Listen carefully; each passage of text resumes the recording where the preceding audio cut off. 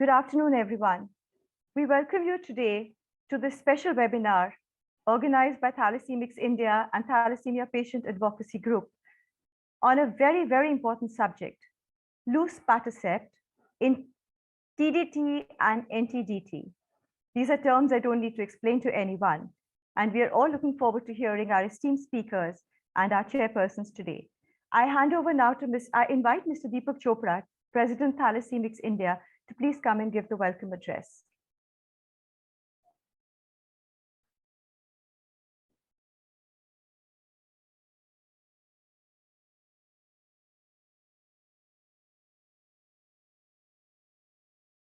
You are on mute, sir.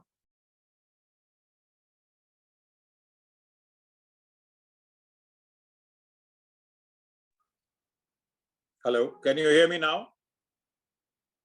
Am I audible? Yes, you are audible. Yes. Good morning to us. Good morning to some, good afternoon to many, and good day to each one of you. I know we are very eager to listen to experts on this very important subject, which covers a new drug known as Luspatercept. And earlier, I would say the generic form, which was heard more often, was Reblozyl. I am not going to go into any detail because I don't have details with me. I don't have knowledge. There are experts like Dr. Antonio Piga, Dr. Mamta Maglani, Dr. Tulika Seth, Dr. Namita Kumar, Dr. Sunil Bhatt, Dr. V.K. Khanna, and not to forget our favorite doctor, who's also the moderator, I think, in one of the panels, Dr. Amita Mahajan. We are all eagerly waiting to hear from each one of them, not about so much as to what this drug is going to do and what not it is going to do, because I think most of you who are on the panels or who are now slowly joining in, you are fully aware about the drug. I am quite sure that there would be questions or queries or anxiety to know about the usage of the drug overseas up till now, its efficacy, its after effects, if any. And as far as Indian users are concerned, I think the most important thing which we are all wanting to hear is to how much it's going to cost our pocket. I'm given to understand that the pharma company BMS, who is going to bring it into India, are looking at the first quarter of 2023. I hope they are able to live up to that milestone. But more importantly, I would impress upon, and I hope that they are also today in one form or the other a part of this webinar, that this big group from Dr. Piga to Dr. Amita Mahajan will certainly have some sort of a leverage on them to impress upon the importance of Indian market, the numbers which India has, and also the economic conditions of most of the patients who are going to be taking this particular drug. I'm quite sure that each one of you would certainly have that as your prime goal. So without taking much more formalities, I would request my co-member of the Thalassemics India team, Gagan, to take over. And I sincerely hope that the interaction and deliberations, especially the question answer session, will benefit all those who have registered and are in the process of joining online. Over to Gagan. Thank you, Mr. Chopra. Thank you very much for the kind words. And yes, we are all looking forward to today's webinar. But before we proceed, I would like to introduce our chairpersons for today. So may I introduce Dr. Mamta Manglani, Chairman PHO-IAP, Director of Comprehensive Thalassemia Care Pediatric Oncology Hematology, BMT Center, Mumbai. Our next chairperson for today, thank you, Dr. Manglani, for joining us today. Our next chairperson for today is Dr. V.K. Khanna, a name and a person we all know very well. He is the chairperson, Department of Pediatrics, Sir Ganga Ram Hospital, New Delhi, Vice President, Thalassemics India. Thank you, Dr. Khanna. And our next chairperson for today is Dr. Tulika Seth, Professor Hematology, All India Institute of Medical Sciences, New Delhi. Thank you, Dr. Tulika Seth. And our very special guest for today is Dr. Sunil Bhatt, who is the Director and Clinical Lead, Pediatric Hematology, Oncology, and Blood and Bone Marrow Transplantation, Narayana Health Network Hospitals, Bengaluru. Thank you, Dr. Bhatt. So I now hand over to our chairpersons for today, if we can have them all on the screen, please, to say a word. And then, of course, Dr. Manglani can start the proceedings by introducing Dr. Piga. Thank you. Thank you, Gagan. It's indeed a pleasure to be part of this auspicious panel. And I thank Thalassemics India and the Thalassemia Patients Advocacy Group for inviting me to be chairing this session as one of the chairpersons. On behalf of my co-chairpersons and myself, I sincerely extend my gratitude to you. And a warm welcome to all who are participating in the today's deliberations. So to introduce Dr. Antonio Piga is a huge task, because he is a person who has great contribution to the field of thalassemia. Ever since we have been learning about thalassemia, we have read his articles and his publications, not to mention that we follow a lot of his recommendations in our day-to-day practice. So Dr. Antonio Piga is a professor of pediatrics and dean of medicine at the San Luigi University Hospital of the Turin University, Italy. And he shall be deliberating on Luspatercept, the global perspective today. I'm sure he'll enlighten all of us better on what is the overall world perspective of Luspatercept, especially in his part of the world. So I welcome Dr. Antonio to take over the stage. Thank you. Thank you very much for this very kind introduction. And I will try to cover the topic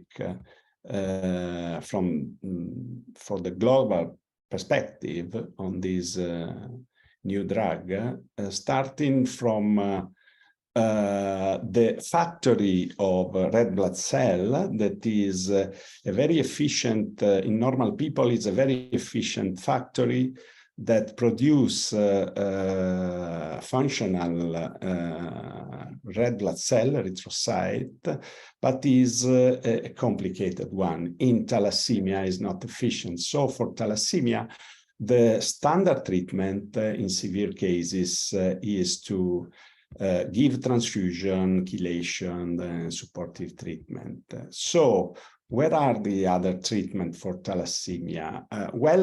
There are treatments that go directly to the first cell of the factory, that is the stem cell, hematopoietic stem cell, with the hematopoietic stem cell transplantation, or more recently with gene therapy, with gene addition or gene editing, and try to solve the thalassemia at the root in this way. Where is Luspatercept on this? Luspatercept is at this point, that is, luspatercept is not going to the stem cell, is not correcting the gene for hemoglobin, but is going to the main feature of thalassemia, that is ineffective erythropoiesis, when the red blood cells start to be done. And differently from normal people, there is in thalassemia a very, very poor final production of red blood cell, mature red blood cells, so anemia and severe anemia,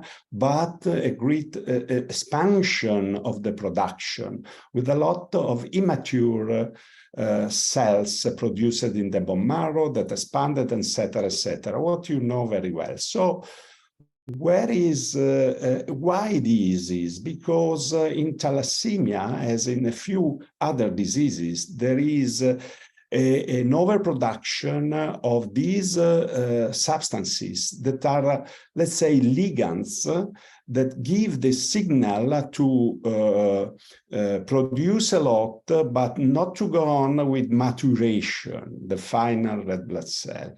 And so, where is luspatercept? Luspatercept is this one, is like a trap because mimics a receptor, the main receptor on the red blood cell, and is able, once injected, is able to trap most of the excess of the ligands. So decrease this expanded signaling and so improve the maturation. So at the end of the day, we have with luspatercept a production of red blood cells that are still thalassemic, but the number is more and also the function is better. Being such a sophisticated molecule that is a protein, a complex protein, a fusion protein artificially produced in the lab, is not possible to have, as for many drugs, a pill, a simple drug to be taken orally, but must be injected. Luckily, it's enough to inject these once every 3 weeks.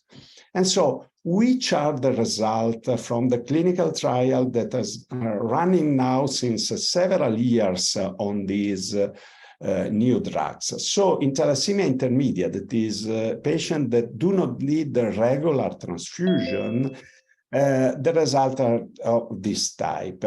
You see here one real world, one of our patients, the first one we treated in a clinical trial. So you see a thalassemia intermediate living with an hemoglobin around 9, and then you see in blue triangles, the injection every 3 weeks, and you can see the total hemoglobin rising up. And then this was the first trial. We stopped the drug, we waited some time, wash out, and then we started again with the drug, and you see again the hemoglobin rising up a bit.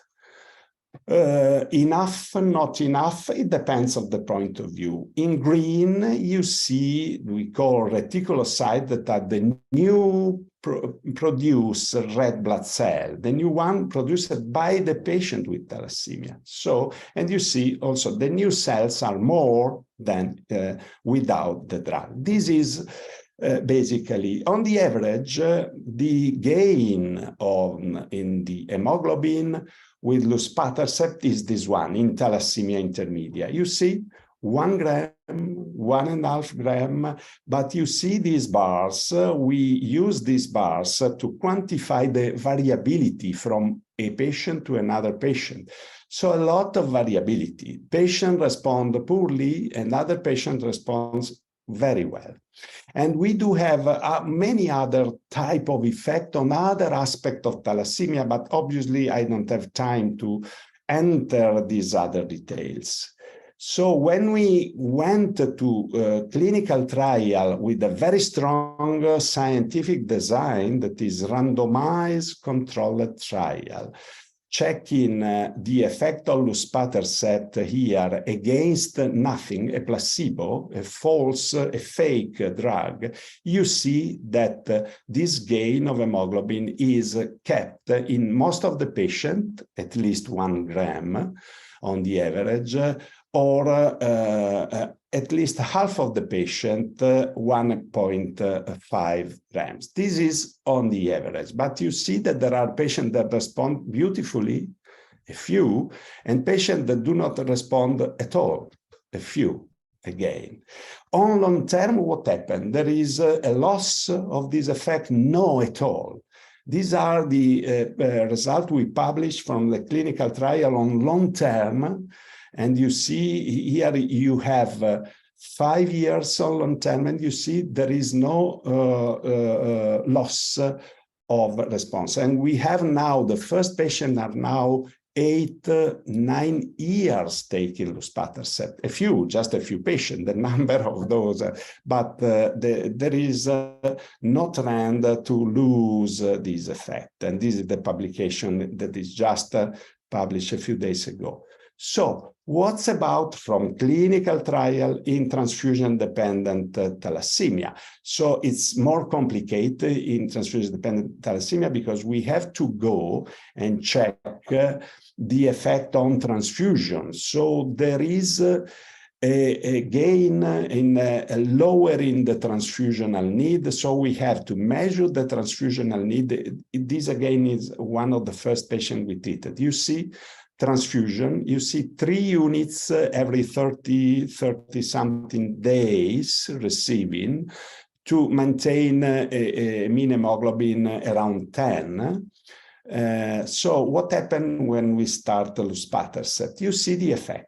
That is maintaining, roughly speaking, the same hemoglobin, maybe something more, but using less blood unit. You see, we were using, 2 units instead of 3 at each transfusional event, and having also a prolongation of the interval sometimes. So the gain, the lowering of transfusional need was something around 40%. And this, in the published result, you see that this single patient is this bar. You see that is this effect. So again, you see the variability. There are patients that do not respond at all, this patient, and there are patients that respond in a better way than this one. And again, when we switch to the randomized controlled trial to verify these,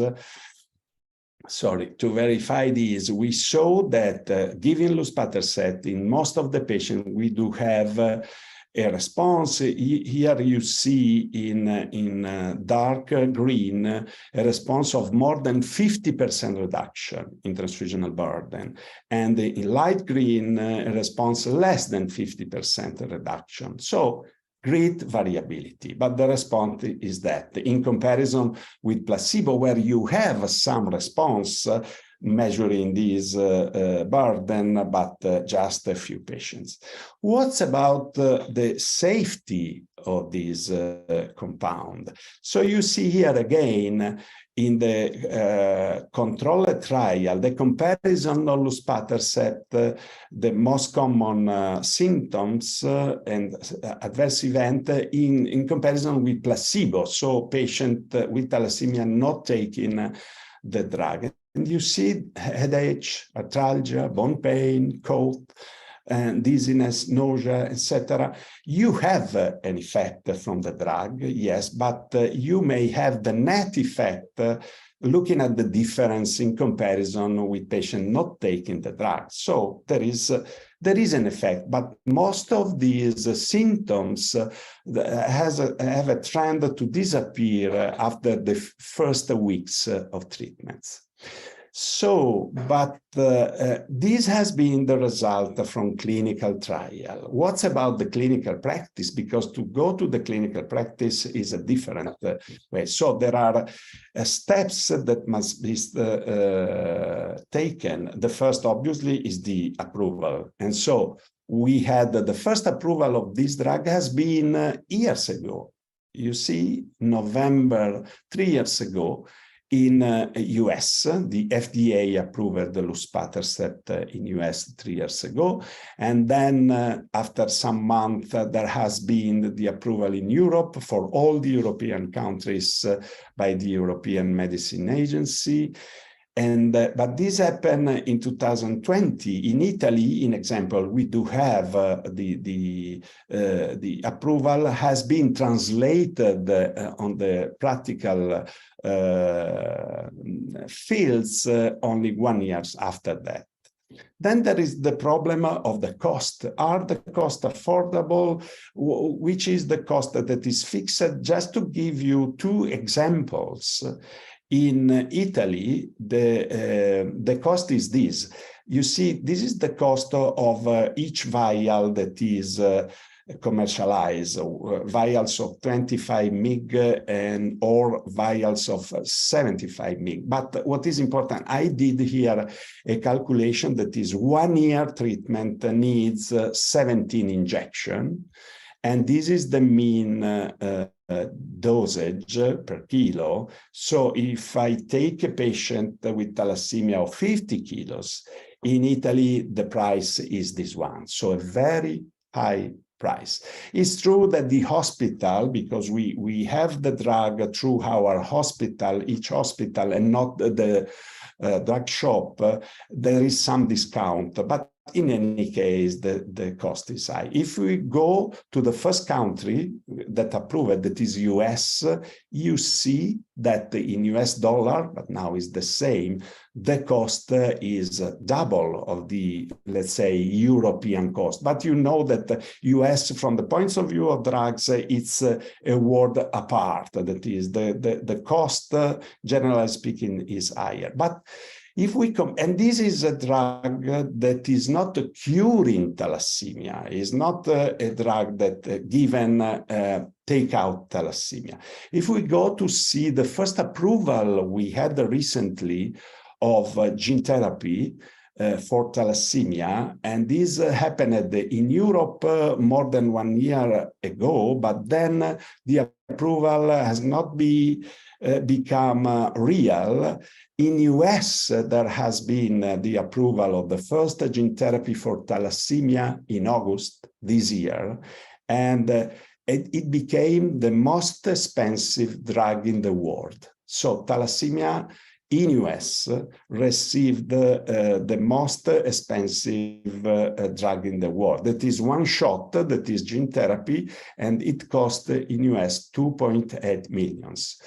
And where successful is curing, obviously there is some risk, etc., but I will not enter these if not in the discussion. And for some months, thalassemia, at least in US, had a drug approved and is approved now for the patient in US, and is really very expensive. But a few days ago, a new gene therapy for another disease that is hemophilia B, received the approval again in US and only in US. And you see the price, the cost that is covered, 3.5 million. So our cost, from my point of view, I'm a physician treating patients, is no sense, this cost. Even if from the balance, looking at the cost of the life of a thalassemia patient treated in US with everything and the standard, is true that if we go to 2.8 million, it's true that the cost is something that is taking in account everything, that maybe 50 years of the life of a thalassemia patient, well treated, transfusion dependent, chelation, test, care, etc., maybe something around this. That is very true. So the key point, passing from the clinical trials to clinical practice, is the availability. And so availability is depending a lot also on local aspects. So for India, I am the most ignorant of this seminar, so I don't say nothing. And finally, the patient selection. And for this, I can say something because I have now some experience of years using this drug. So patient selection is very important, and having an effect very variable, it's obvious that it is key to go to the individual patient and trying with the individual patient to see from his characteristics, to try to guess the response to the drug, yes or no. But before guessing this, and we tried, in example, in Italy, as we have a scientific society for thalassemia and sickle cell disease and hemoglobinopathies.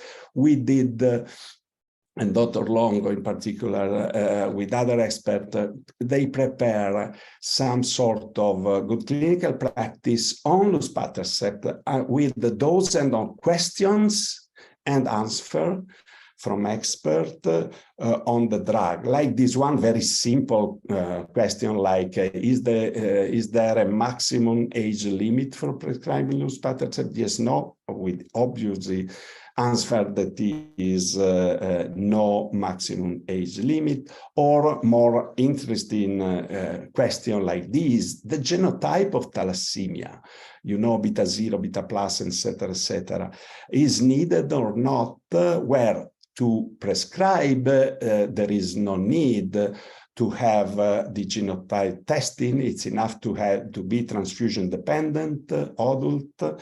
And but the panel of experts suggested that to have the genotype is useful for confirming the diagnosis, but more importantly, to look at the patient and look at the result and the response and to compare with others.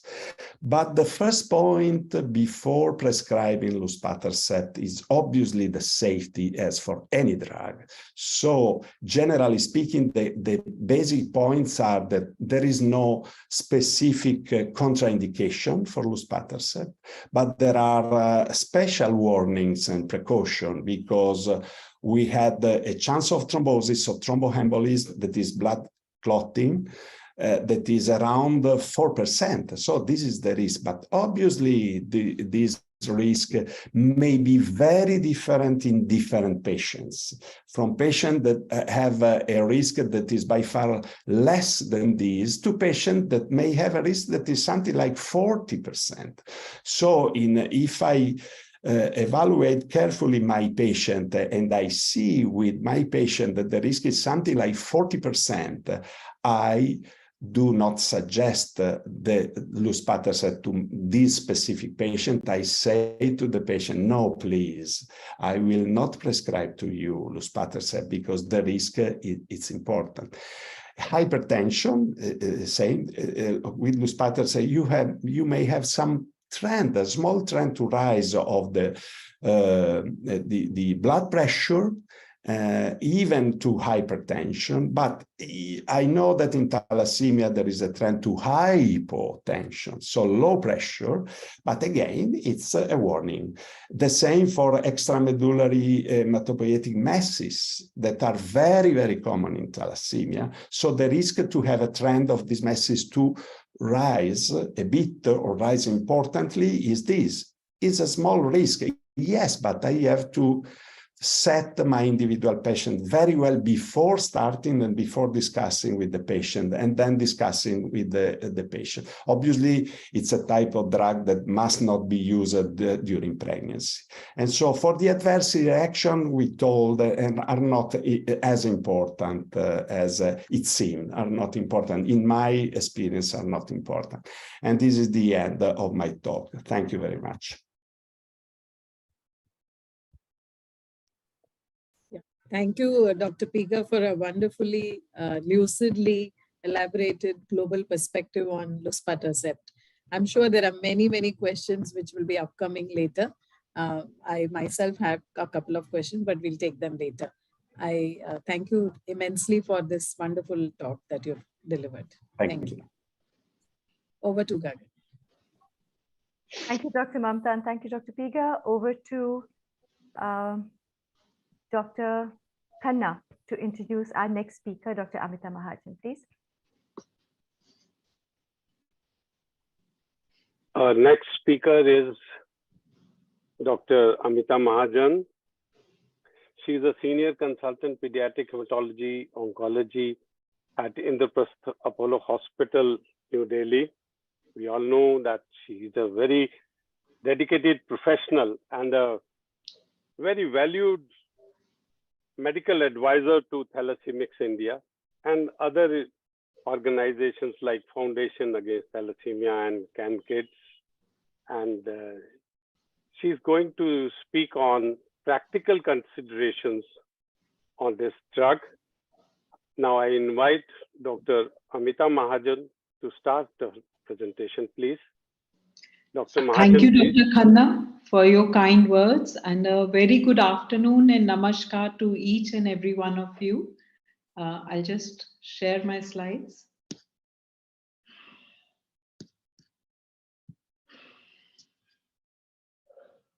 Gagan, I may have to request you because it's again not allowing me to share for some reason. Sure. Darshan, can you share Dr. Amita's presentation, please? Yes, ma'am. Thank you, Dr. Piga. Your talk was wonderful and such a balanced talk. I want to share with all the parent and patient community that have joined us today that this is not from the company at all.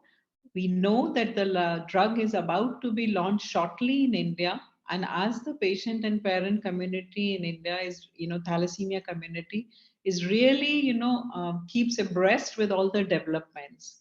So in order to prepare them as to what to expect from this drug, we thought it would be worthwhile that we invest, and maybe we could do one again closer, after the launch, but just to prepare and what our parents, can expect or patients can expect, from this drug. So Dr. Piga has been involved in the trials. He has practical experience.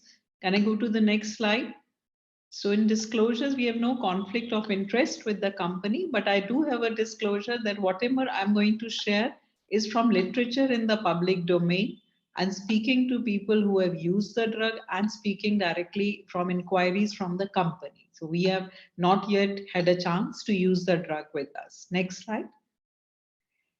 I just estimated that for an average patient with transfusion-dependent thalassemia, over a period of 50 years, they are likely to receive 1,800 units of packed red cells.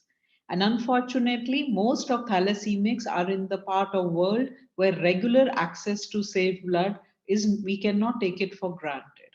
The WHO has estimated that within the thalassemics globally, 22,500 deaths occur due to under transfusion directly. Even where access is there are physical and psychological consequences of this lifelong condition, and also we have to deal with the consequent iron overload. So it's it doesn't take a lot of things to think that a lot of efforts have been made over the last few years to find a way to reduce the transfusion requirement and dependence in patients. Next slide. So sometimes, even though you are trying to find a solution, it doesn't happen. And accidentally you discover, a particular, quality of a drug that may be used for something else. So Sotatercept and Luspatercept were originally being developed to treat osteoporosis and osteopenia. But these studies unexpectedly revealed increased hemoglobin levels in treated patients. And again, then the mechanism of action was discovered, and now we understand the mechanism of action. Dr. Piga explained it so nicely that it promotes late stage maturation or erythropoiesis, thereby reducing red cell destruction and increasing the lifespan so that we require less transfusion. Next slide. This is just to show again, because this is mostly parents and parents have joined. So the Luspatercept acts at a specific point, which kind of allows, suppresses ineffective erythropoiesis and allows late, maturation of red cells. Next slide. So how did we, evolve? So once this was discovered accidentally, then this drug was evaluated in mouse models. And as happens in the, development of any drug, the next step was to test in healthy volunteers. It was well tolerated. Most of them had a, some increment and no serious adverse events were observed.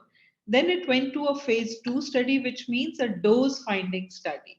And again, it was found that most patients had some benefit and the common side effects were identified. And finally, we had the phase 3 study that Dr. Piga shared, that half, patients are randomized. They either receive some fake drug or they receive the real drug, but nobody knows to really understand the impact of this drug. Next slide. So the drug he already shared was approved in US FDA in November 19. It was approved in Europe in 2020.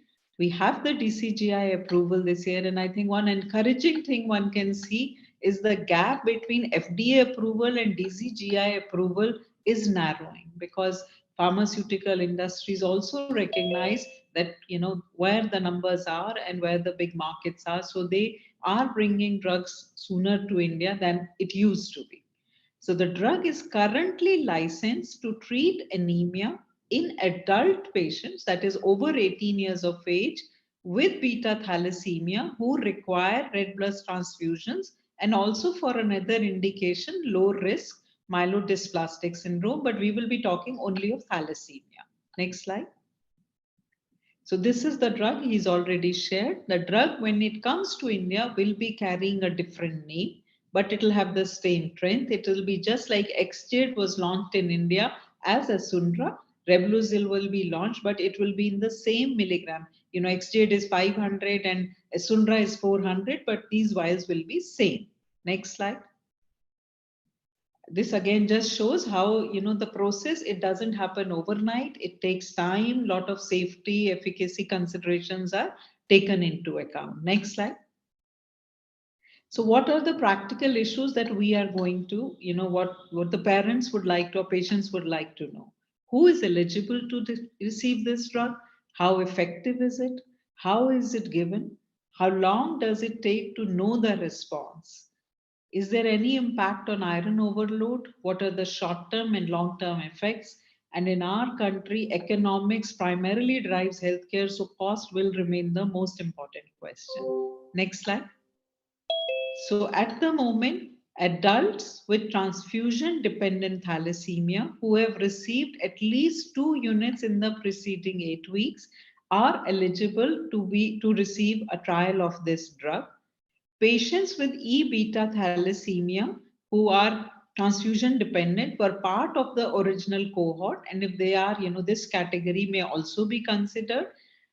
NTDT is being evaluated, and with positive results, but it is not yet licensed for NTDT or any other hemoglobinopathies. Next slide. How effective is it? So the response varies from person to person. So when they were, this is from the BELIEVE study, that if they looked at in the first 12 weeks after starting, 21% achieved 1/3 reduction. And if they looked at any 12 weeks after starting, so they were given for 48 or 10, a total of 12, 48 weeks. And in any 3-month period, 70% had a 1/3 reduction. Transfusion independence was achieved by 11% of the patients up to 8 weeks. So patient response varies from patient to patient. But the important thing is that most patients, if they are going to respond, will respond in the first few weeks. And that's very important, that we don't have to keep trying for many months to realize that am I going to, or my child is going to benefit or not. We will know the response immediately. Next slide. So at the moment, could you move the slide? At the moment, there is no way to predict who will respond or not respond. Dr. Piga already said the genotype, no other age, ethnicity, we have not been able to identify any factors, but we know that those who have non-beta 0, that those who make some effective hemoglobin anyway are possibly, a better place to respond. Darshan, could you move the slide? Yeah. So the magnitude is there, but again, no real predictor. But the important thing is that those patients who respond, seem to retain their response as long as the drug is given. So there is no tachyphylaxis or loss of this response. So that is also important to know. Next slide. How is it given? It is given as a subcutaneous injection once every 3 weeks. We are meant to check the hemoglobin before each dose, so that if there has been a very good response, we may need to lower the dose. If the transfusion has happened before the dose, we have to use the hemoglobin just before the transfusion to evaluate the response to the drug. And it is very important in the first few weeks to assess response, because like I said, the response is seen almost straight away. So if we give 2 doses, 6 weeks at the lower dose, if the patient does not respond, we can go up to a slightly higher dose. And if he does not respond to 3 doses of this, then we can say that the patient is not going to respond and stop the drug. So a total of 5 doses, and given 3 weekly, and we can take a call that we are not going to respond. There is no point in continuing beyond that. Next. So up again, there will be some very prompt responders and very high responders. So in those, we may need to actually reduce the drug, and the package insert will clearly tell us as to how we have to go about that. Of course, if you see any major side effect, then we anyway would stop the drug immediately. Next slide. So this is just the chart, because there is a clear guideline on how to, if we have very good response or suboptimal response, how to adjust the doses. Next slide. So important thing, what are the short-term side effects that we expect to see? As you can see, the drug was being designed for patients with bone density loss, osteoporosis and osteopenia. So the commonest side effects are actually musculoskeletal pain and arthralgias. Patients have reported fatigue or headache, and about 10% have reported hypertension. So what is all makes clear is that this drug has to be used under close medical supervision. At 15% observed at least one event, serious event, for which maybe sometimes drug needs to be modified, but I think less than 5% needed discontinuation of the drug. What is important is that 3.6 or 4% had a major event with clotting, thromboembolic event. And the ones who had this were patients who we know are at very high risk of having a thrombotic event. And one of the questions that was already in the chat box was that, can somebody who has undergone splenectomy receive this drug or not? They can receive, it's not contraindicated, but we need to be more cautious. If such an event occurs, then one has to weigh the risk versus benefit ratio and either use anti-clotting medication along with it or discontinue the drug. But this all I want to just highlight is that this all will need for our doctor community also to understand this drug, how to use this drug, and we use this drug very judiciously. Next slide. So the warnings that come with this drug are about the clotting events that we need to be careful about monitoring of blood pressure, because it is licensed for adults, and many of our thalassemics are now in their 40s and crossing 50. So they are at their age where they may get all the adult problems as other healthy people. Next slide. What are the long-term side effects? Dr. Piga has already said that the drug has been there now for many years, and all the patients in clinical studies are being continuously monitored for any long-term side effects. And so far, no new challenges have been identified with the passing years. Next slide. So is there any impact on iron overload? If we are if they require less blood, maybe their iron load should also come down. So when in the study, because it looked at only 48 weeks, there was a modest increase in serum ferritin, but no decrease in serum ferritin, but no significant decrease was seen in the T2 star MRI. But it was perhaps very short interval. Subsequent follow-up data has shown that in patients who have, especially those who have had a good response, their liver and cardiac iron load also decreases because their transfusions will be lesser. Next. Pregnancy is an absolute contraindication, and breastfeeding mothers are also not supposed to be taking this medication. Women in the reproductive age group, they should take contraception if they are not planning to have a baby. But if they are, then they should, at least for the time being, avoid this drug.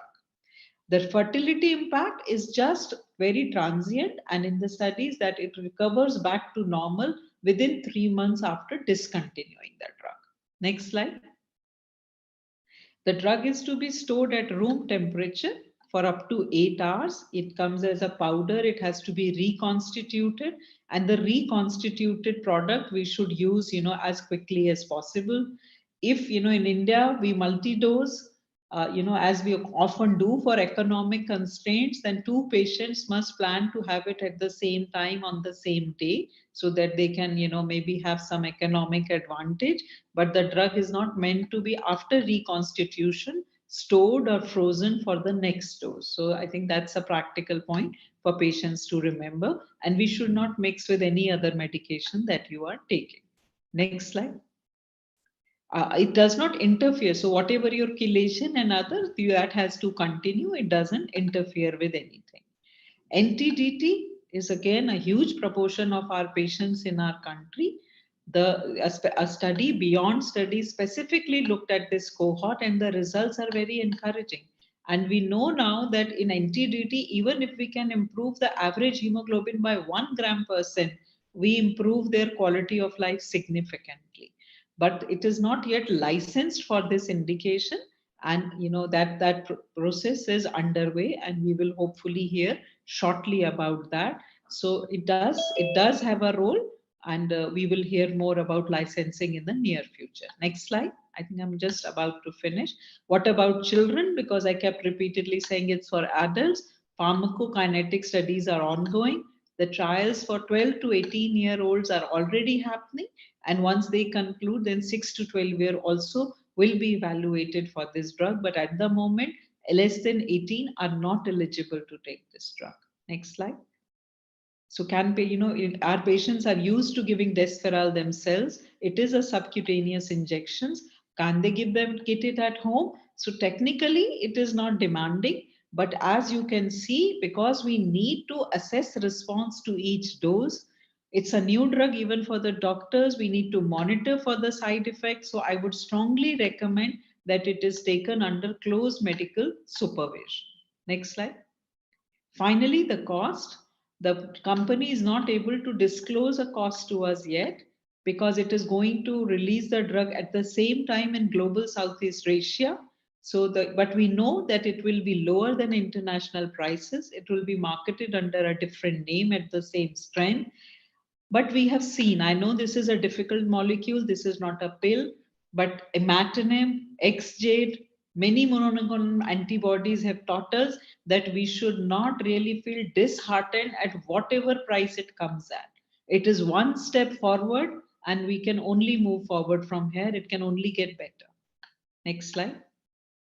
So to summarize, we will shortly have a new agent in our armamentarium. Yes, maybe not all our patients will be able to take it straight away, but it will play in the time to come a role in patients with thalassemia. Of that much we are sure. But it is unlikely to replace regular transfusion. There will be people who will respond very well. There will be, not very good responders, but transfusion chelation will still remain the standard of care. But what I hope this drug will do will hopefully usher in an era of novel therapeutic strategies that there are many other horizons that we are yet to explore, and many other mechanisms. And like this drug, maybe new opportunities will also come. Thank you so much. Thank you, Dr. Mahajan. You have really nicely and very clearly explained the practical aspects of use of this Luspatercept, and I'm sure you have answered most of the questions which patients and parents must be having in their mind, and we are going to have very few questions in the chat box now. Thank you very much. Now I hand over to Dr. Tulika Seth.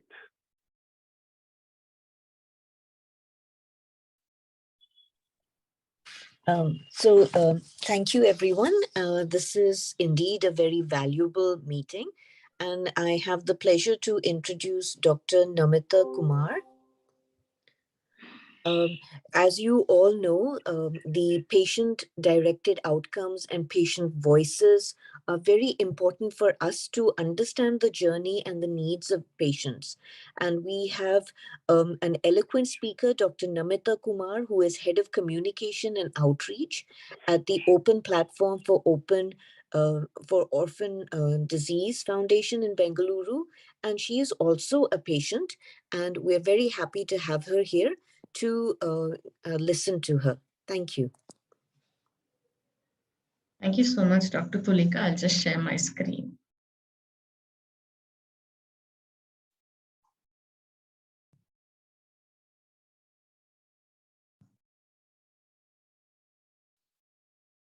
Okay, so mine is obviously the patient perspective, and I've had the good fortune of taking Luspatercept at a very small dose, and I'll speak about it. So it's my own personal experience, and I was able to get a small dose, 225 mg injections, because at that point I weighed 52 kgs. I got it in June 2019, before PMS took over, when Acceleron and Celgene were still, they were the ones researching the drug, etc. So it was just, I knew somebody and I managed to get it. So my experience of, so I am basically delta beta thalassemia intermedia. I generally take 1 unit of 300 to 350 ml, 35 to 40 days. But still, I am transfusion dependent and I am on iron chelation, but my initial experience of Luspatercept has been extremely good just with that small dose. So with the 50 mg, I took it just after transfusion, a week after transfusion. And I won't lie, the first week was horrible. I had terrible body pain, like arthralgia, and headache, severe headache, and bone pain, especially hips and the lower back. And it was almost like taking a vaccine, almost like how I took Covishield. The same side effects I experienced for around 5 to 6 days. Literally, I didn't know what to do. I was like, I initially regretted, what is this? But after the 6th day, the pain tapered off. And in the second week, I just noticed a spurt of energy. So my pre-transfusion HB was 9.2. My post-transfusion HB was 10.7, 10.6. So 2 weeks after taking Luspatercept, my HB went to 11. And it stayed that way. So after almost 2 weeks, I had a lot of energy. And I cannot explain, I don't have words to explain the freedom I experienced for almost 2.5 months. For 2.5 months to almost 3 months, I did not take a single transfusion because I had taken 50 mg. And I knew that I had responded very well. I was being monitored. So like my BP every day, I was checking 3 times a day. And since I also don't have a spleen, after around a month, I checked for DVT and the deep vein thrombosis and any events of such sort. So I think I did a Doppler after a month. So constantly monitoring, but it worked very well. I'm fortunate to respond well, and the freedom is like unbelievable. 2.5 months of not taking transfusion, it had a very good impact on my serum ferritin. Yes, I followed it up with Olepres and my usual Desferol, but the ferritin I think everything stabilized, but it was that, unfortunate as it is, I could not, there was no way to access it further.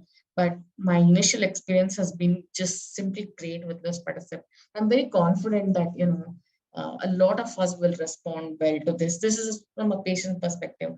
Now, I know that doctors have said that so-and-so monitoring has to be done. I think that will be the main thing. So again, I think we are still waiting for it to hit the market, and it's the same story with my friends in Pakistan or Bangladesh. We are waiting for it.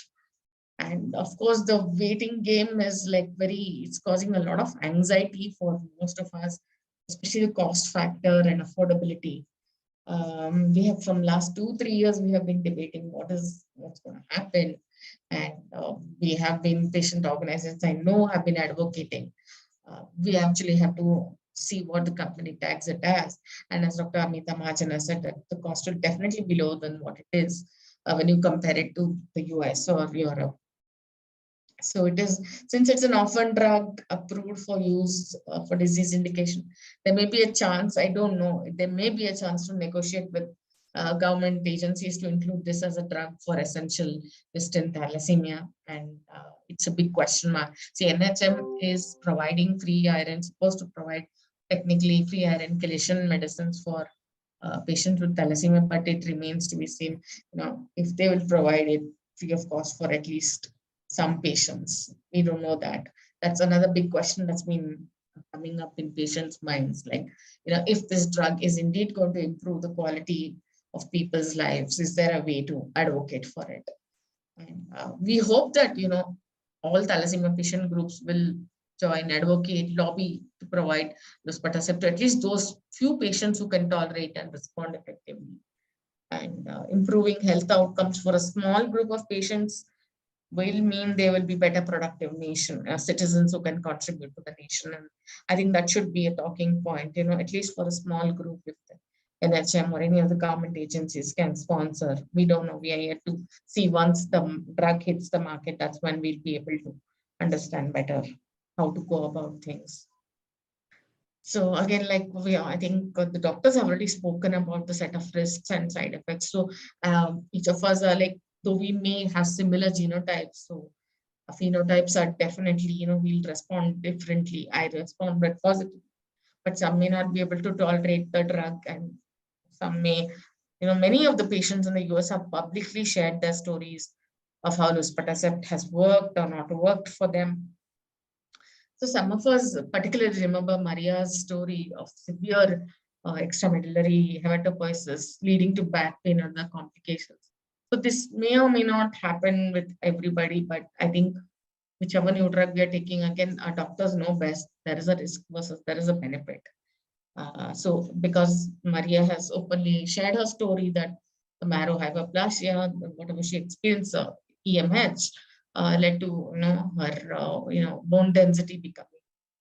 She had a loss of bone density. So I think we need to also check our bone mineral density regularly when we're on the drug.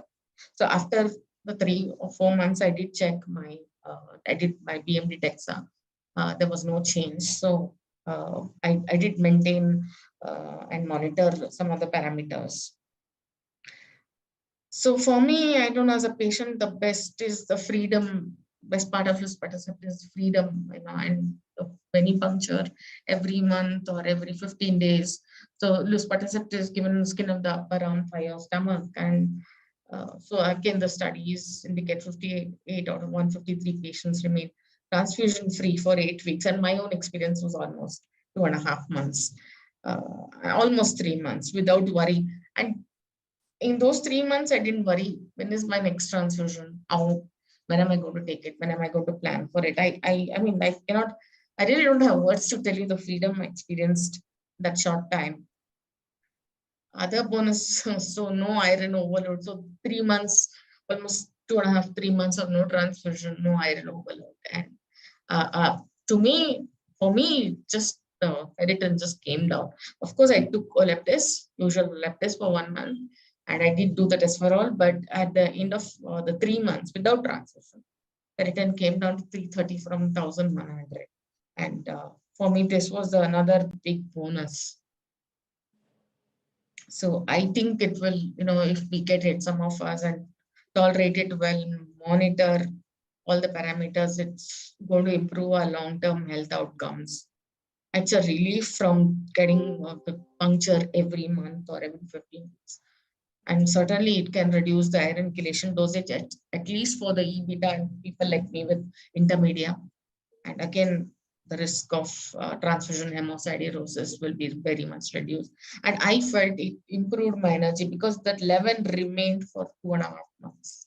slowly, yes, it came down after 10.8, 10.7 in the last 2 weeks, but that 11 remained, and I never had this kind of energy before, and definitely I thought my immunity improved greatly.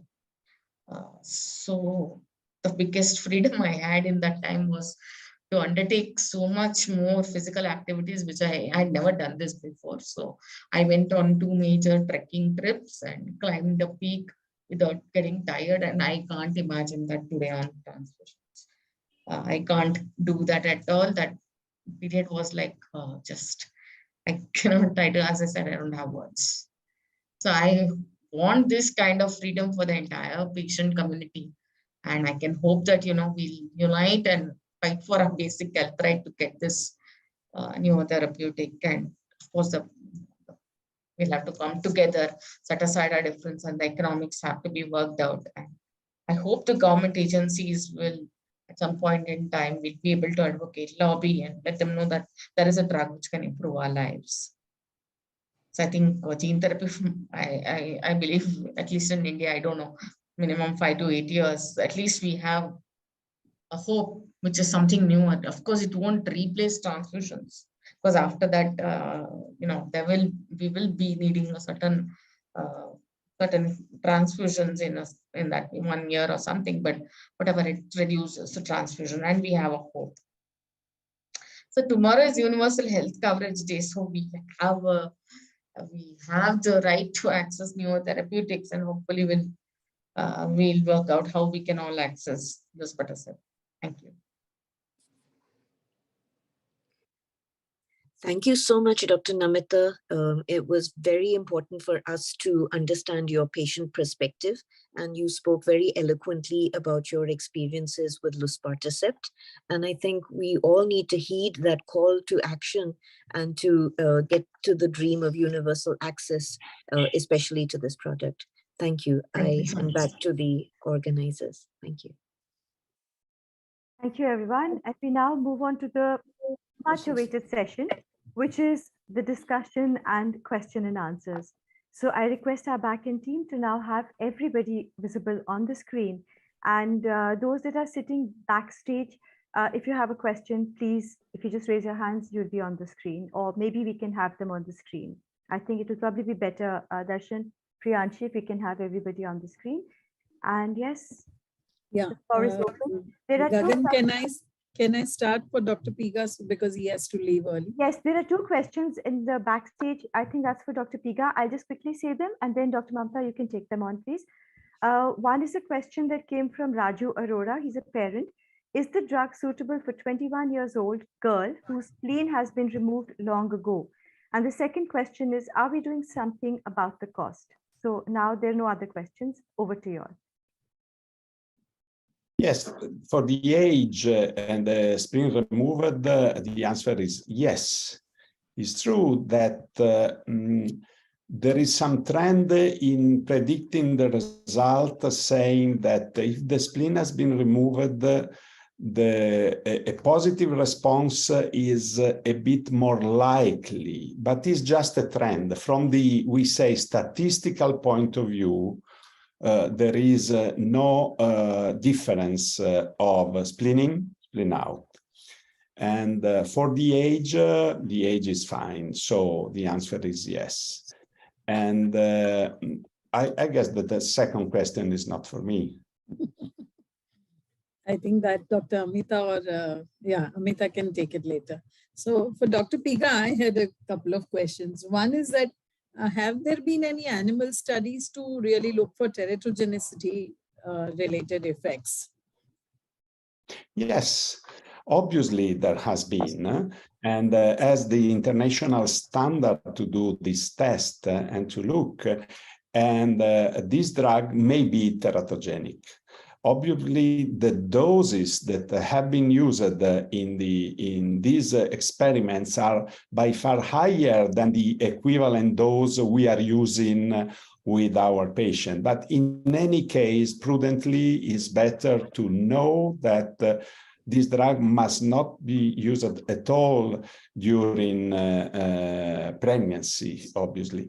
we had a couple of patients that became pregnant during Luspatercept, and nothing happened in the sense of the happy end, but this is nothing, it's just an observation. The strong recommendation is not to use. As for most of these type of drugs, is ever the rule. Yeah, my second question to you was, I heard from another investigator that there are some late responders and that there are reduction in iron overload even in those in whom transfusions were not reduced. So I want your comments. Yeah, that is true. But again, as I insisted to say, in Luspatercept, in the individual response may be very different. For the iron metabolism and iron overload, I stress more this. That is, it's true that from the statistical point of view, we don't have any significant change in ferritin, liver iron concentration, and where tested the heart iron. But there are interesting trends. So in individual patients, we had a very interesting result, similar to the ones described by Namita Kumar. And so I guess that from the scientific point of view, we will know the story in the next few years. Today, we don't know. So it's better not to expect beautiful result in terms of iron taking Luspatercept, but to, as for any other aspect, to have a very good baseline evaluation and then to monitor well during the treatment. Okay, thank you so much. Yeah, any other questions? I have a question, Dr. Gagan, is it okay? Yeah, Dr. Sunil. Two questions. One is, the therapeutic window, we're trying basically a couple of dose forms, 1 milligram and 1.25 milligram. And if we look at the MDS cohort, they have in fact gone to a higher dose as well. They're up to 1.75.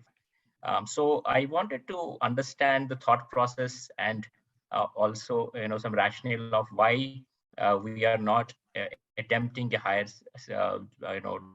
dose form in thalassemia syndromes. That is one question. The second is, we all know when we report clinical trials and, there are primary objectives, secondary objectives, and we try to, and especially for the regulators, we do try to report our results based on the clinical trial format. But on a clinical practice aspect of it, what proportion of patients who continue to take it for maybe for a year had that actual 33% reduction in the transfusion requirement? If we do not, kind of divide it into different weeks, 12 weeks or 12 to 24, because that's how the reports have been generated. But what proportion of patients over a period of time, maybe 1 year, who got it and they were 33% blood requirement reduction? Thank you. So these are two questions I had. Yes, two very smart questions. For the second, we don't have a clear-cut answer for the reason that you know better than me, that in transfusion-dependent patient on iron chelation, you have a balance that may go up or down in terms of iron on that due to that and other factor without any Luspatercept. When you had the Luspatercept, you may have changes, but that are added to the others. So at the moment, not enough patients has been treated in the world to answer very well to your question. That is the point. So my suggestion is not expect great result, but do baseline very well, and then look at the result of the individual patient. In some patients, you will have very good surprises. As regards the doses, you are right, and I fully agree with you. I'm not so happy with what has been produced by our clinical trials, because to me, for my experience and my opinion, so it's a personal opinion, it's not evidence-based what I'm saying, there is more room for having a good result with some lower doses in individual patients, and there is room to step up the dose from 1 mg per kg, but not so strongly, going directly to 1.25, but is an opinion. I'm helping my colleagues to verify this opinion, because now we are in the clinical setting in Italy, and that is interesting. You know, what you described is the result of the clinical trial with the rigidity of the clinical trial. But in the clinical setting, if the doctor is expert and prudent, there is room to have some better result, generally speaking, from dosing and changing the dose. There's another question from one person, that whether it will have any impact on WBC and platelet counts, as he has higher than normal levels. So can he take Luspatercept? That is another good question, because you know, in splenectomized patient, the platelets level on the average is higher than normal and are active, let's say, platelets. So this per se is predisposing to thrombosis per se. So, but is not a contraindication. So if a patient doesn't have a strong positive history of thrombophilia, we start Luspatercept, obviously with close monitoring, looking at what happened to the platelets, and in the case the platelets are rising up in an important way, we prudently or lower the dose or interrupt the treatment, that is. And for reticulocyte, to a lesser extent, we should have the same type of reasoning. Reticulocyte, that is the new red blood cell. But it's better not to have this reasoning from the patient alone, but from the skilled doctor, possibly discussing with other doctors. So the interaction among us, that is doctors in different hospitals and different countries, that today is so easy, it's very, very important for anything that is new and uncovered by evidence. Thank you. Shobha ma'am, you have a question. Dr. Tulika said first ask the question, please. Dr. Tulika. Okay, Tulika. Thank you so much. So my query was that the thrombosis risk appears to be more based on the patient individual themselves. So patients who had thrombosis or have any thrombophilic characteristics are more likely to get thrombosis. So what are the guidelines and how detailed an investigation do we need to do for thrombophilia in a patient before we start? Good question. My suggestion is to use at first the clinical setting. That is your clinical evaluation of the patient with his history, familiar history. That is often, and in this case too, more important than we say the surrogate markers, because obviously, if possible, it's better to do all the markers that surrogate markers just to check and to balance. But we do not exclude patients only on surrogate markers of thrombophilia, if not a combination of 2-3 different markers where we know that the risk is high.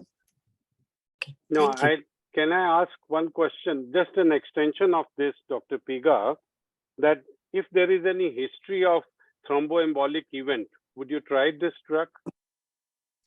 The answer is in the middle. That is, I go to that event and trying to have an idea and understand if the event is patient-related, and so in this case, I recommend to the patient, no, we do not prescribe Luspatercept for you because it's likely that your risk is high. Or an event is possible fully external, that is some case. So in this case, we say to the patient, we don't know, but it's likely that the event you had is more, let's say, external, is not within you, but is external.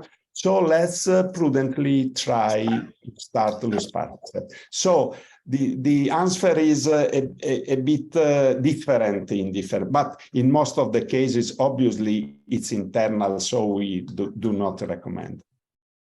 Thank you. Mrs. Shobha Tulip. ma'am, you want to ask? Yeah, Dr. Pika, is there any clinical trials going on to test this drug on patients below the age of 18 years? Yes. The answer is yes. And so even if we are not happy because we insisted to have a full pediatric study since time, but with the prudence of the drug companies, we have now at least one trial running, and we hope to have the result. And I guess that the results in pediatric patients, both in terms of efficacy and in terms of safety, will be something better than what we had today in adult patients. Yeah, I'm just Gagan? butting in only to say that it's 4:17 by our clock in India, Dr. Piga, and you had to leave 2 minutes back. So I know there is a whole lot of questions sitting in the question answer box, which I'm sure our doctors are going to be able to answer. And whatever they can't answer is something which is directly for you. We will send that to you, and maybe we can get a response for our patients and parents. So I'm going to leave the thank you to Mrs. Tuli, really, because she's been the master force behind this entire thing. But on behalf of the rest of us, I say a big thank you. And Mrs. Tuli, over to you. And then we can continue with the question answers, please.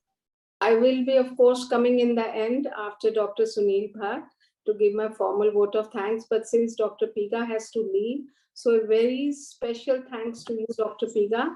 I know that you have 2 meetings today, and it was very hard and very difficult to join this meeting.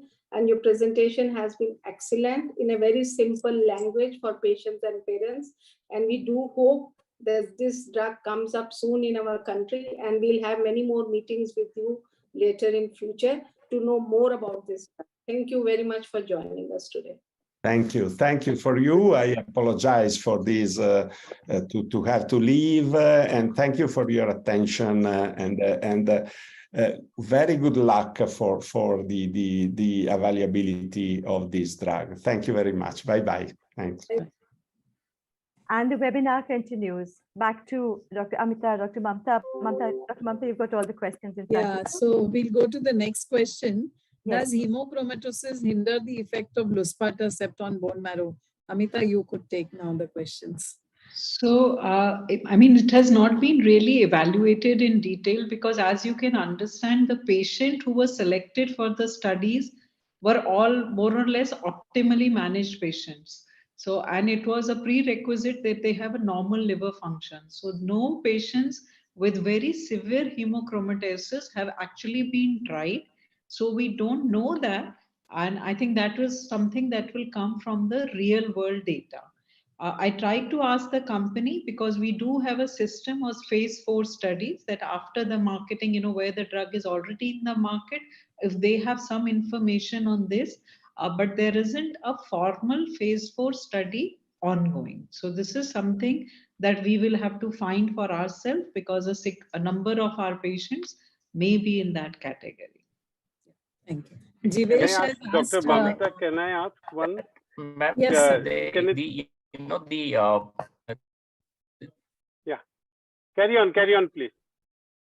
I think Sunil's network is a problem. Yeah. You can ask Dr. Khanna. I can I'm taking from the chat box only. There are some questions comparing this drug with the thalidomide.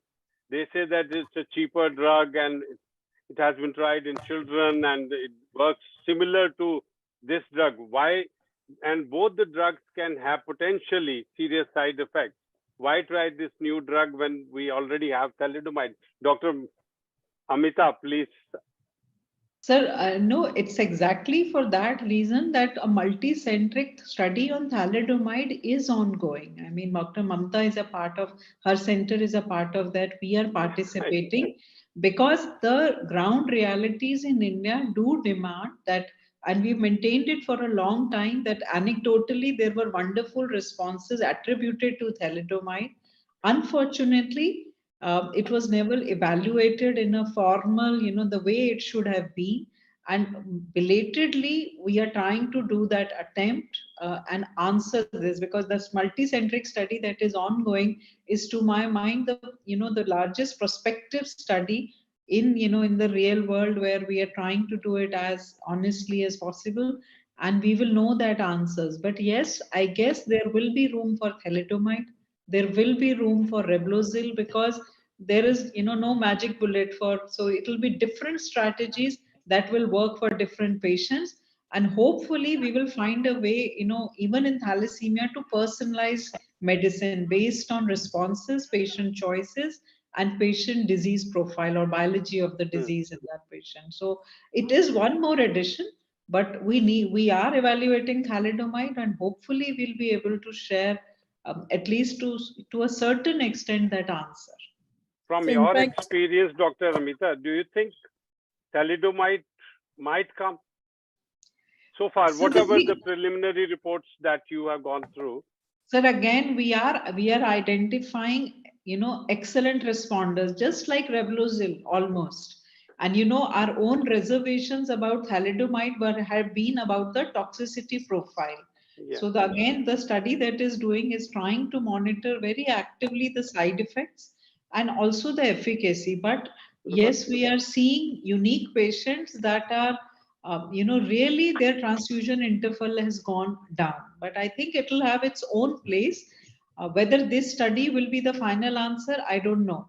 But Because at least it will answer some questions and then give us some way forward as to, should we be not recommending it at all? Should we be recommending it to select patients? And is there any way that we can predict responsiveness? The best thing would have been if Reblozyl studies could have identified who is likely to respond, and that is not there. So I think if somebody wanted to try, they are committed to taking 5 doses at least to know whether they will respond. And in my mind, at least patients who have severe alloimmunization, patients who are having anaphylactoid reactions to transfusions, the government may consider, like emcizumab is licensed for select patients with inhibitors. Maybe the government may consider, despite its cost, certain select patients for a trial of Reblozyl. Yeah, so if I may we add, can't Dr. ignore this Khanna. 4% risk of thromboembolic events. We can't ignore them. So if I may add about thalidomide, first Yes, of all, madam. we are doing a trial in all about 12 years and not in pediatric patients as yet. There is no study which has given us a proper dose in pediatric age group. We are still doing dose finding in older age group, after which we might try in pediatric age group. Second part is about thalidomide. It has wonderful results in some patients, as Amita has mentioned, and not so good in some patients. And there have been some side effects which we need to make a note of and see how to address them, though we have not had any serious adverse events or mortality so far, touch wood. So that is a good part of thalidomide. The cost is, of course, so much lower that it will be a very, very good drug to use for thalassemia if it works well. But as of now, we should not be, allowing people to use it randomly, which has happened in the past. And that is the reason we decided to come together as multicentric trial so that we showcase scientifically what should be done with thalidomide, what should not be done. And that, I think, will be unraveled once this trial is over. Thank you, madam. Mrs. Tully wanted to say something.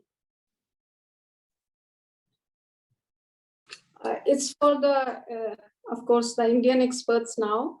We have come to know, we have been informed by some parents that this medicine, Reblozyl, Luspatercept, is available in Indian market, and it has been labeled as rupees 13,000 per injection. So I don't know what is, from where they are getting it, or is it something. I want something to come out. I am a non-medical person. Some suggestion from your side, some advice, that not to buy this drug at this moment because it is not available. So this is very important, question that I wanted to raise here, and I brought it to the notice of BMS as well. Ma'am, the drug is not currently available. Yeah. We can import the drug as we do imported drugs, but that is even more expensive because we pay an import duty. But what you are describing in that way, I don't think anybody should purchase, because it is very unlikely that that is the product that we are Authentic drug. Yeah. Sunil has something to say. No, I just wanted to comment on the same thing. I think Dr. Mahajan is already answered, and it can be imported through the patient assistance program, which is there is some provision of import, duty exemptions for some of these drugs, so that can be done. But there is no shortcut. And you're right. There are some ads which are floating around in different websites, which shows cost as low as 5,000 to 7,000 as well. But I think it's all fake. So I think we should alert everyone to not use them. Thank you. Dr. Mamta, would you just quickly like to see the questions? Yeah, Numbers are growing. Yeah, so there are some which are about when will the Luspatercept come in India, which we have already spoken about. How is it different from thalidomide? We have just discussed. It is different because thalidomide obviously acts differently, and it is a cheaper drug, oral drugs. There are many differences. Then there is a question about severe bone pains amongst patients in US, Europe. I think, Amita, could you take this? Have you seen any such side effects? I don't know. So that is the commonest side effect. And, at least maybe up to 20 to 30% will feel something, but it is usually self-limiting. And after 5 to 7, that is what is in the literature, that has 5 to 7 days, they have been able to stop. I mean, we know from Kelfer that about 20%, 30%, and a significant proportion need to even discontinue. So most patients with Reblozyl have not required discontinuation of the drug. With mild normal analgesia, they've been able to manage. Of course, an occasional patient may have very disabling arthralgias, and that's because of the mechanism of action is through the it was designed as a drug for the bone density. So that is a significant problem, but we don't have any experience in our patients, so we will have to wait and see. Yeah. There is a comment by someone from experience on the bone pain. Maybe if she's still there, she can comment on that. Dr. Namita. Namita, in fact, she said that for 6 days she has very bad pains. Yeah, 6 to 7 days. I mean, it was terrible. It was just like Covishield or vaccine, if I can draw a comparison. But I had a lot of headache. Bone pain, as I said, hips, lower back. But after the 6th day, it came down drastically. By the 7th or 8th day, it was gone. And but did it repeat when you took the next injection? I never got a chance, ma'am, to take them. I just got 2 vials of 25 mg, 50 mg. And by then, I think BMS took over Acceleron and Celgene. So I never got a chance. Okay. No, this is also important to know whether it will recur every time an injection will be taken. Yes, yes. We can't afford 1 week of pain. Of tolerance, actually, when you continue it, there is some reports of tolerance. So the bone pains and the other side effects do reasonably come down. Okay. So there's some comment by one, I think a professional from Greece, Athens, who has said that they have used Luspatercept in 18 patients, 15 were splenectomized. All of them had an increase in the interval between transfusions. And despite extending the interval, their hemoglobin levels remained stable, amount of supplied blood reduced, significant role was played by stable amount of blood. And also she has said that there were no deviations and we could determine whether or not the medication was effective. Several patients had comorbidities that did not influence the response to Luspatercept negatively. In a patient with a history of thrombosis who was receiving anticoagulants, she has, I think, not finished the statement beyond that. But I think what she's trying to say is that they have had very good results and outcomes with Luspatercept in their 18 patients. The NTDT data is actually very encouraging. Yeah. And in fact, in the Beyond study, there wasn't a single episode of thrombotic event, even though that was the, NTDT are expected More to have common. higher thrombotic event. Surprisingly, that hasn't happened. And 77% had, what they qualified as response was a minimum elevation of 1 gram. And 83% of them remained transfusion independent during the course of the study. That's true. That's true. Dr. Mamta, maybe what we can do is the rest of the set of questions, since our time is almost up and we still want to hear Dr. Bhatt. So we'll I think Yeah. put them together and share them with all of you, and you can give us the answers which can be sent to the respective. Great. And Great. I think so. yeah, let's hand it over to Dr. Bhatt and then of course Mrs. Tully. Yeah, So over to sure. you, Dr. Bhatt. And so good afternoon, everyone. I don't think there is anything for me to add. So, but I got a couple of messages that all the conversations are happening in English. So if I'm permitted, I can probably take in one language, and that can be Hindi probably, which can be understood by the most. So that probably is the only thing I think can be added upon what has been said. Please, please. Sorry, ma'am. Yes, please go ahead. Yeah, my Hindi is not great when I speak in public, but I'll try my best. Okay, I've noted down some of these things which was already discussed. So सब लोगों को पहले तो नमस्कार. मेरे को पता है कि ज्यादातर थैलेसेमिक्स और उनके केयरटेकर्स ने ज्वाइन किया आज की मीटिंग को. काफी एंथुजियाज्म है इसको लेके, क्योंकि आपके जो क्वेश्चंस हम देख रहे हैं चैट बॉक्स में, काफी सारे क्वेश्चंस आपको इस सब्जेक्ट पे हैं, और हम कोशिश करेंगे सब क्वेश्चंस को आपको डायरेक्टली आंसर करने के लिए. लेकिन जो हमने अभी तक बात करी है उसको समराइज करने के लिए मैं 5 मिनट लूंगा. पहले तो डॉक्टर एंटोनियो पीगा जो अभी नहीं है हमारे साथ, वो मीटिंग लीव किए हैं, दोनों एक अच्छे से समराइज किया कि जो लुस्पाटरसेप्ट का डेवलपमेंट कैसे हुआ और उसका अभी जो स्टेटस क्या है.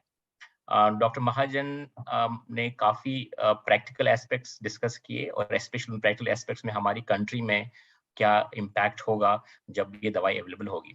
सो समराइज करने के लिए, थैलेसीमिया जो प्रॉब्लम है इसमें हम तीन वर्टिकल्स या 3 किस्म की ट्रीटमेंट्स के बारे में डिस्कस करते हैं. एक तो कि उनका जो बेस्ट केयर, सपोर्टिव केयर कैसे कर सकते हैं.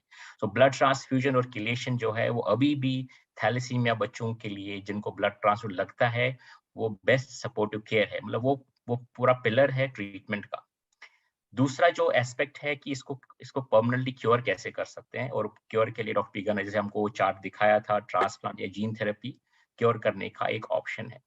वो तो तीसरा एस्पेक्ट है जिसके लिए हम आज पूरा डिस्कशन चल रहा है, वो कि क्या कोई और चीजें हैं जिससे हम इन बच्चों का ब्लड रिक्वायरमेंट या इन बच्चों का जो क्वालिटी ऑफ लाइफ है, इन बच्चों का कोई सपोर्ट सिस्टम हो सकता है जिससे कि हम इनमें जो है ब्लड रिक्वायरमेंट की कमी हो, जिसको हम कॉम्प्लीमेंट्री या सप्लीमेंट्री ट्रीटमेंट बोलते हैं. तो उसमें जो आज हमने जो दवाई डिस्कस करी जो है लुस्पाटरसेप्ट, ये दवाई हमको पता है हम काफी सालों से डिस्कस कर रहे हैं, और काफी सालों का जो रिसर्च है उसमें अब उसका जो कंक्लूजन ये था कि ये जो दवाई है अब एडल्ट्स का मतलब है जो 18 साल से ऊपर के लोग हैं उनके लिए ये अब दवाई अप्रूव्ड है. किन के लिए अप्रूव्ड है? जो थैलेसीमिया ब्लड ट्रांसफ्यूजन लेते हैं, जो थैलेसीमिया ब्लड ट्रांसफ्यूजन लेते हैं उनके लिए अप्रूव्ड है.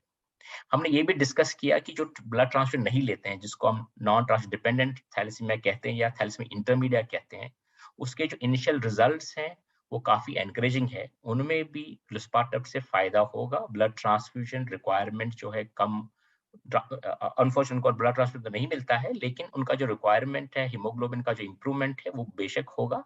लेकिन अभी थैलेसीमिया जो नॉन ट्रांसफ्यूजन डिपेंडेंट है, इंटरमीडिएट है, उसका जो आगे की स्टडीज चल रही है, तो अभी अप्रूवल जिसको हम बोलते हैं रजिस्टर्ड अप्रूवल अभी उनको नहीं मिला है, लेकिन उनका भी इंप्रूवमेंट जो है इनिशियल स्टडीज में देखा गया है.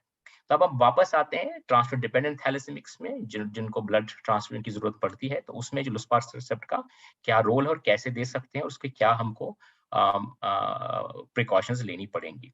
पहले तो ये कि ये जो दवाई है ये इंजेक्शन के द्वारा दिया जाता है, और 3 हफ्ते में एक बार इंजेक्शन दिया जाता है.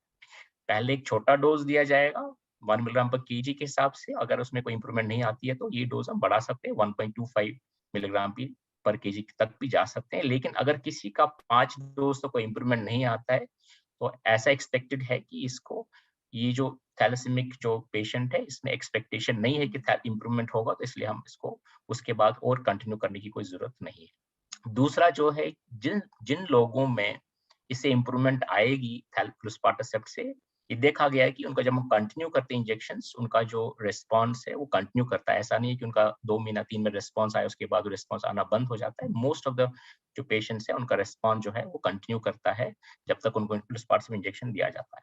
लेकिन यहाँ पे एक सबसे इंपॉर्टेंट बात जो हम कहना चाहते हैं आपसे, कि ये थैलेसीमिया का क्योर नहीं है। जब आप लुस्पाटरसेप्ट लेते हैं, ब्लड ट्रांसफ्यूजन्स और किलेशन को कंटिन्यू करना पड़ेगा। सिर्फ जो एक एडवांटेज ये है कि ब्लड की जो रिक्वायरमेंट है वो कम होगी। अब वो कितनी कम होगी, ये हर पेशेंट का अलग अलग रिस्पॉन्स हो सकता है। कुछ पेशेंट्स का जो रिस्पॉन्स है, ऐसा हो सकता है कि उनका रिक्वायरमेंट 50%, 60%, 70% तक भी कम हो जाए। और जो स्टडी इन्होंने की थी उस पर, उसमें 10% लोगों का जो रिस्पॉन्स है, 50% के आसपास उनका ब्लड का रिक्वायरमेंट कम हो गया। उसका मतलब ये है कि अगर किसी को 1 महीने में ब्लड मिल रहा था, उसका जो रिक्वायरमेंट है वो 1.5 महीने का है, मतलब उसका जो 50% के आसपास में इंप्रूवमेंट आया। 20 से 25% लोगों का जो रिक्वायरमेंट है ब्लड का, वो 33% तक कम हुआ। उसका मतलब है अगर कोई किसी को 30 डेज में ब्लड मिल रहा है, तो अब उसको ब्लड जो है 40 डेज में देना पड़ रहा है। तो एक मैसेज ये है कि रेस्पॉन्स सभी में इक्वल नहीं होगा। जिनमें रेस्पॉन्स होगा उनमें भी एक्सपेक्टेड है कि ब्लड की रिक्वायरमेंट कम होगी, ना कि ब्लड का ट्रांसफ्यूजन उनको बंद होगा। तो ये एक सबसे बड़ा मैसेज ये है। दूसरा ये कि हर चीज में, हर दवाई में अपने अपने साइड इफेक्ट्स हैं, और इस दवाई के भी अपने साइड इफेक्ट हैं। जो 4 या 5 साइड इफेक्ट आज डिस्कस किए गए थे, उनमें सबसे इंपॉर्टेंट पहला साइड इफेक्ट था थ्रोम्बोएम्बोलिज्म या थ्रोम्बोसिस, जिसको हम लेमन लैंग्वेज में क्लॉटिंग बोलते हैं। तो हमारा वेनस सिस्टम में क्लॉटिंग हो सकती है, जो कि लंग्स में या ब्रेन में हो सकती है, जो हमने कुछ एपिसोड्स थैलेडोमाइड से भी देखे हैं। तो सिमिलर जो है थ्रोम्बोटिक इवेंट्स हो सकते हैं। और ये थ्रोम्बोसिस, ये क्लॉटिंग जो है, ये कुछ लोगों का रिस्क उनमें ज्यादा होता है, जैसे जिनका स्प्लेनेक्टमी हुआ है, या जिनका प्लेटलेट काउंट ब्लड में ज्यादा है, या जिनका ऑरल कॉन्ट्रासेप्टिव चल रहा है, या उनको पहले किसी को थ्रोम्बोसिस का ऐसा कुछ इवेंट हुआ है। तो इनमें हमको केयरफुली डॉक्टर्स का डिस्कस करके ये दवाई हम दे सकते हैं, लेकिन इस एक इम्पॉर्टेंट कॉम्प्लिकेशन को हमको देखना पड़ेगा। दूसरा जो है ब्लड प्रेशर बढ़ना। ब्लड प्रेशर बढ़ सकता है काफी। जो ये स्टडीज की गई थी, तो उसमें 20-25% लोगों का जो जब थैलेडोमा ये चल रहा था, उनमें ब्लड प्रेशर की जो इंक्रीज हुई थी। तो इसलिए ब्लड प्रेशर को मॉनिटर करना भी बहुत जरूरी है। तीसरा जो है, क्योंकि इसमें ब्लड रिक्वायरमेंट कम हो रही है, किसी कारण से कुछ लोगों में ब्लड का जो मैन्युफैक्चरिंग है, जिसको हम बोलते हैं एक्स्ट्रामेडुलर हेमेटोपोइसिस, जिसमें लिवर स्प्लीन का साइज बढ़ना या बोन्स में मैन्युफैक्चरिंग बढ़ना ब्लड का, उससे उनमें कुछ प्रॉब्लम्स आ सकती हैं। और सबसे डेंजरस जिसको हम मानते हैं पैरालिसिस जैसा हो सकता है। बहुत रेयर है, लेकिन वो भी एक कॉम्प्लिकेशन हो सकती है। इसलिए उसकी जानकारी भी होनी चाहिए शुरू करने से पहले।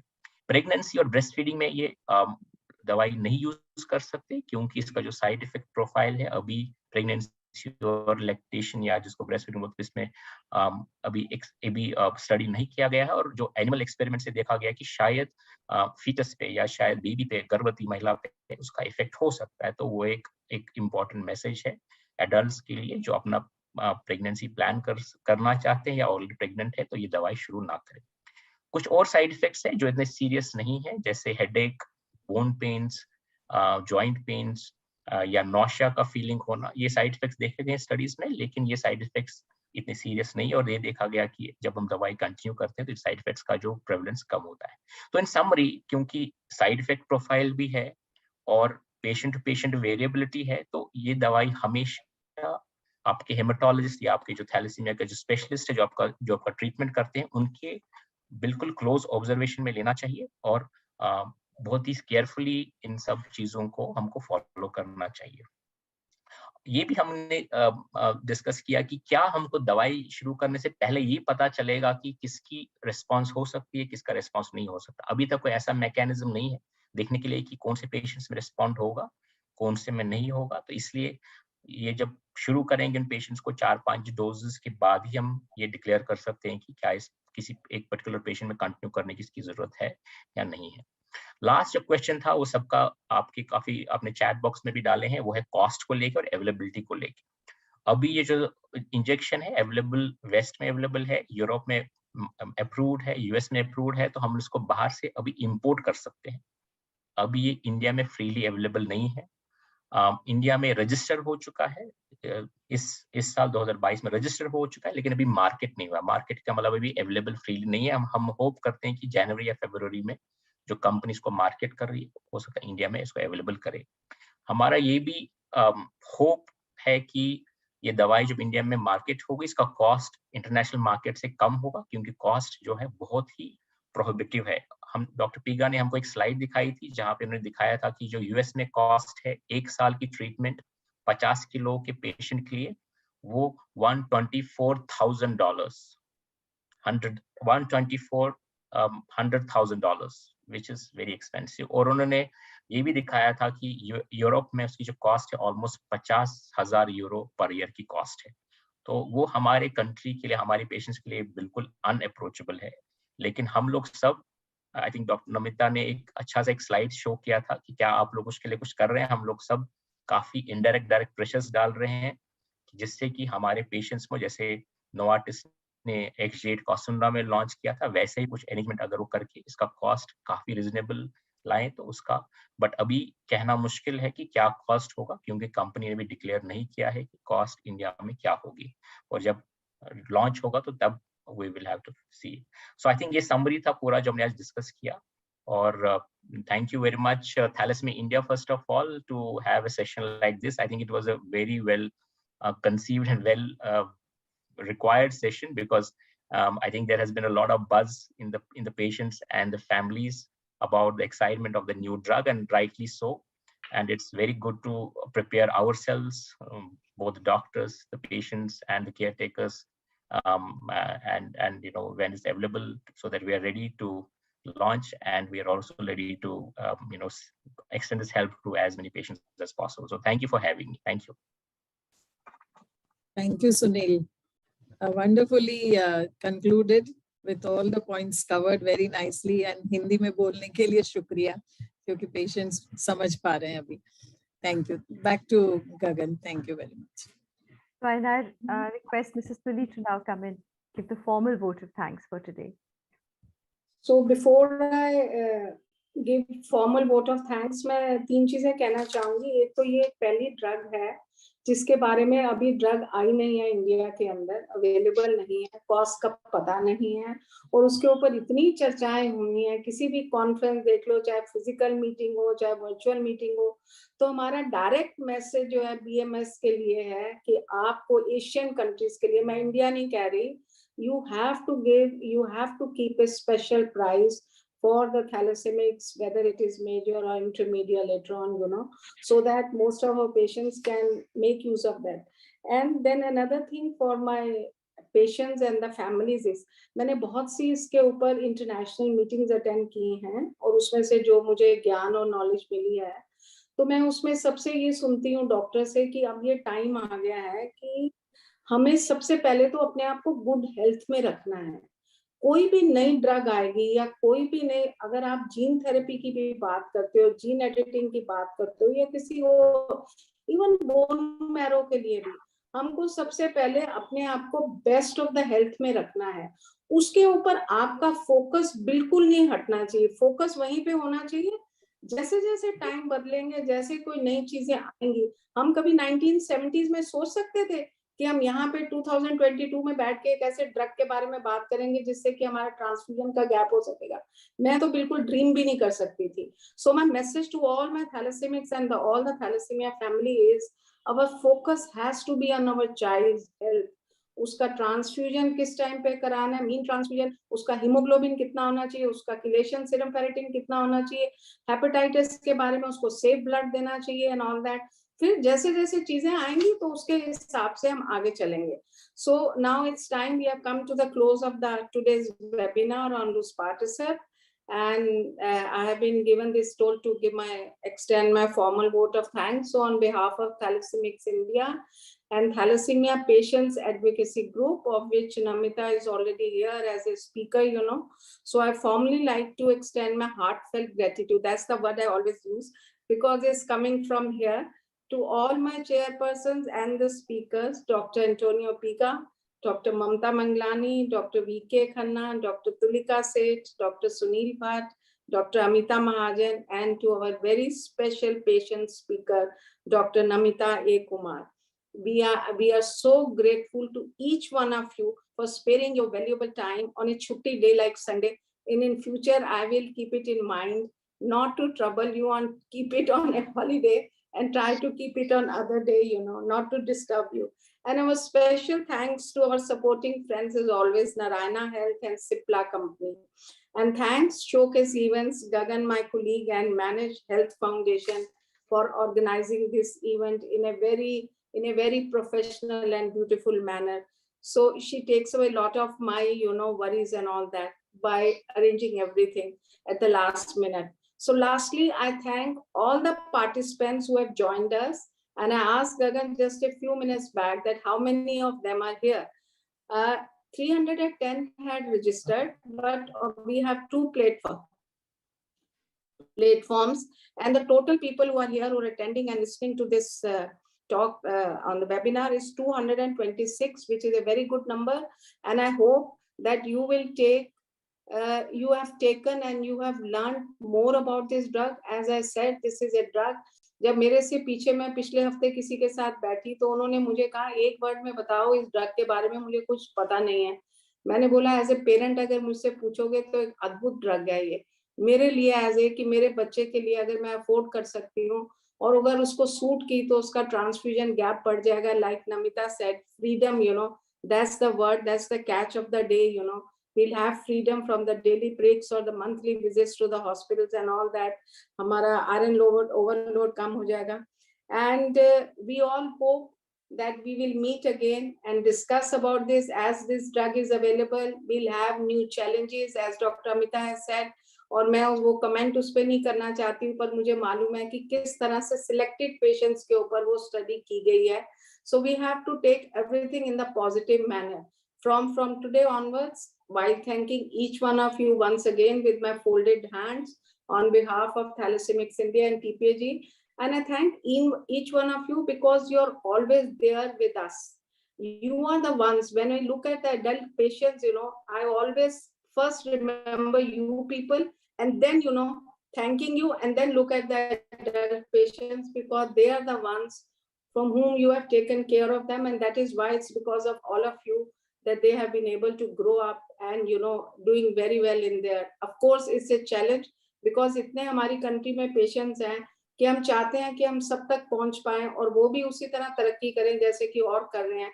But that's not possible. That's something else. We will discuss it on some other platform, you know. So thank you very much once again for your time. Thank you, each one of you. Thank you, ma'am. Thank you for a wonderful webinar. Though I was in another webinar till 2 o'clock, but I thought this was really worth it. I'm happy I was associated with it. Thank you, madam, for joining. Thank you. Thank you. Thank you. There are many. Thank you, everyone, for joining. There are many people who are asking us that how can they see the recording of this webinar, and if there's anything they can ask us. Yes, very soon we will be putting up this entire recording on Thalassemics India YouTube. So if you follow us on our socials or Thalassemics India social handles, you will get totally updated on when it's going out on YouTube and what is the link, because we will not be sending out the links individually to anyone. So thank you, everyone. Thank you.